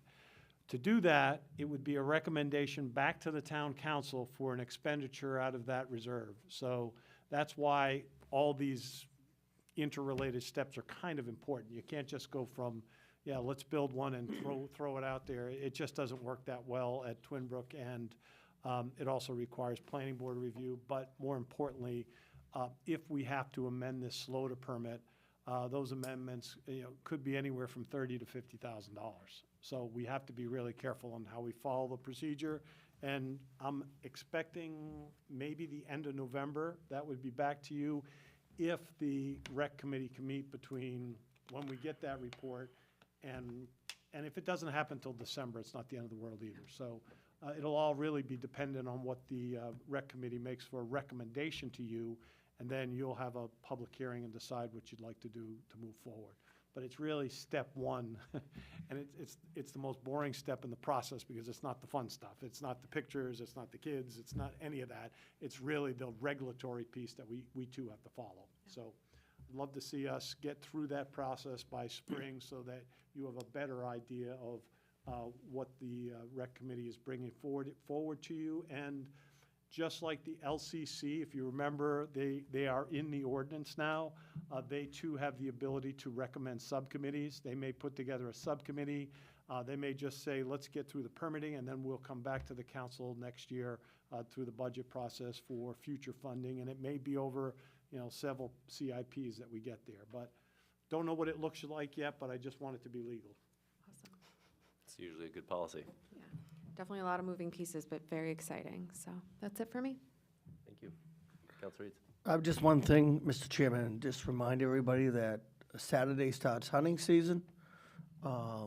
We have a lot of public land in this town, and it's used by both hunters and non-hunters, and we have had a very, very long history of good cooperation and communication and we have very, very few problems. And we just want to keep it that way, and that's on everybody to work towards this. So just a reminder, if you're in the woods, a little piece of fluorescent orange doesn't hurt, so. Mike, could you talk a little bit about the town forest? Because that's probably working in the pantry, that's the the number one question I get. What are the regulations? The regulations in the town forest is, public hunting is allowed there, but the discharge of firearms is not. And everybody knows Ronnie and I are huge hunters, and but we voted to support that because of the number of people that use that and the traveling of fire, ammunition. And so anyways, you can hunt there, but there is no hunting with firearms out back. Bow, crossbow is fine. And that's because it's fine. Most of the time, it's from an elevated position down towards the ground, and we didn't feel that was a safety threat. We did feel because it's so well used back there that firearms had to be regulated, and we voted that, Ronnie, with no hesitation, and still support it. But And Same tree as the case for stands, Twin Brooks. same with Twin Brooks. It's marked no hunting, but only the state can regulate hunting. We can't even regulate it on our own town-owned land, but we can regulate the discharge of firearms. so can you just finish up on the town forest for a second? Just what tree stands, and this council, I think, has required the people that own the tree stands to get permission through the council, I believe. Yeah, and that's basic state law, that if you put your tree stand on somebody's property, it has to be labeled with your name, town, and phone number. You have to have permission from the landowner to put it on, even if it's temporary. And Even if it's permitted. even if it's permitted, if hunting's permitted, you still have to have permission from the town to put a tree stand up. How do you seek that permission? Do you go to the town? You go to the town and. Okay, Now you just put them on the agenda and usually say yes, so. okay. Yeah, thank you Not for that bad. background, though. Yeah. It's very helpful. Mike, I'm excited because I get to tell you about a hunting law change. Hunting actually starts Friday this year. Youth hunting is 2 days this year. Last You Friday. may not, Last Friday, last Friday and Saturday. my 6-year-old Okay, so grandson, hunting has already started. my 6-year-old grandson shot his first deer last Saturday. Oh, my goodness. 6 years old? 6 years old. He Impressive. shot 2 bear, 1 deer, and 2 turkeys, and he's 6 years old. In Cumberland? And his sister my is quite goodness. upset because she's a little bit behind him, but not very fast, and she's 8. So, Was that in Cumberland? he shot the deer in Cumberland, yes. Deer, not the Yeah. bear, though. What about the Yeah. bear? No, the bear came from up in King and Bartlett, up in Eustis. No bears, you're saying? Yeah. But we do have bears here. Yeah, we. I know, don't I tell know, her I that, know. don't I tell her. There's one pretended not strolling to know around that. over They by love Forest Lake. chickens. Counselor Story King, did you have Yes, other updates? I just Please. want to add to the manager's comments at the beginning, thanking Chris Bolduc. I drove by Twin Brooks on Saturday, even though it was recommended to avoid that part of town, and saw the chief standing out there in the rain. And I'm sure he could have delegated, well, there were many other police officers out there, but he was also out there standing in the rain, making sure that things were going smoothly. I want to thank whoever's responsible for adding the dangerous intersection sign to Middle Road. It's a step in the right direction. Thank you, Mr. Shane. We had a Library Advisory Council meeting last week. There is a report attached in your packet. Please read it. The library is bursting at the seams. We are grateful for the use of other town spaces like West Custago Community Hall, and some of the rooms there have been providing places for some library programming. West Cumberland provides some places for library programming. There's just a lot of programming going on to try to meet the needs of our citizens. So please read that report. Shirley, should we ask the library board to give a presentation to the community so they can hear it? And, because there's some pretty good graphics in there, and it's a pretty good Yeah, report. let's chat with them about that. Okay. Do you have a meeting coming up this month, or, We do, okay. Maybe after that we in could, November, yeah. December, maybe Yep. they could come. Let's see. I'm excited to go to the meeting Wednesday night and see what the school has to say. But right here in the Cumberland Town Hall is a presentation on stone walls. And I cannot help but, when I'm out riding through the woods, think about, who built those? Who built these? There are even some stone foundations in the woods that I come across and think of who lived there. And that said, I can't help but say, I hope there's no stonewalling at our meeting on Wednesday night. Ha, ha, ha. I want to wish good luck to Greeley Football, who plays a tournament game on a playoff game Friday night at 6 o'clock here under the lights against Mount Ararat. Very proud of that team. They went from 0-7 last year to 4-3 this year, and they're second in the standings for their division, beating both Waterville, who was first in their division, and Yarmouth, who is first in our division. So we'll see where we go from here. I want to, we do not have our meeting until after Veterans Day, so I want to take a minute or second, or however long that is, to recognize and thank our veterans. I'm sure the events of the world cause many of us great anxiety, and I'm sure it's not easy for them to sit and watch the nightly news or think about the world. And then finally, I think the price of your hogs and your cattle was due to the price of grain, but I would like to invite you, Mr. Shane, down to Deep Creek Cattle Company on Middle Road, and I will teach you about bulls and steers and cows and heifers if you are so inclined to learn that. Let the record reflect that the town manager's face was. Holiday saying Inns no. are still camping for me, so until I can get beyond that, I can't do this. And that's all I have. That's great, thank you. It's been alluded to twice, just my only comment is that we do have a tri-community meeting on Wednesday at 6 p.m. at West Custigo Hall in North Yarmouth. That's the MSAD 51 Board of Directors, this town council, as well as the North Yarmouth Select Board. We're going to be talking about shared goals and strategic planning, but as Shirley mentioned, really the meat of the meeting is about the new school, trying to figure out where the school board is on that, what the next steps are there, and how we can continue open and dialogue and making sure we're all moving in the same direction, or getting input from where we need to pivot directions. But Now, please. you said West Custigo, is that the one on 115, or are we going to the community center? It's the community Okay. center. Oh, excuse me. Just, I didn't want people going to the wrong building, that's No, all. yes, please, at the community center in North Yarmouth, so my apologies. Not called the West Custigo Hall? I think it is. It's West Custigo I think it is called, the new I thought modern the one, the West new Custigo modern was building. the one with- that they old rebuilt, that's school. on 115. Memorial School. Yeah. The Memorial School, that's where I'm Okay. going. West Custigo is on 115 across from Toots. The one that they moved from, didn't they rename that? I believe they renamed that West Custigo, but I mean, Also, Probably right, Ron. Yeah. where the old school was. No, the old Memorial School. Where Shirley and I went to school, and Mike. Yeah, it's I West didn't go to school Custigo. there, but I taught there for It's the 3 same years. place, same place. place. It's West Custigo. Yes, I'm confirming it is West Custigo Hall. It So, is, yes. okay, all right. Yeah. Architect. So again, talking about shared goals, strategic planning, an update on the new school, and also community involvement and community engagement and what the next steps are there. So please come. I know there's a lot of discussion online and just generally with emails and among community members about what's going to happen there. This is the place to try to get the most information all at the same time. So I would encourage everyone to attend. And that is it.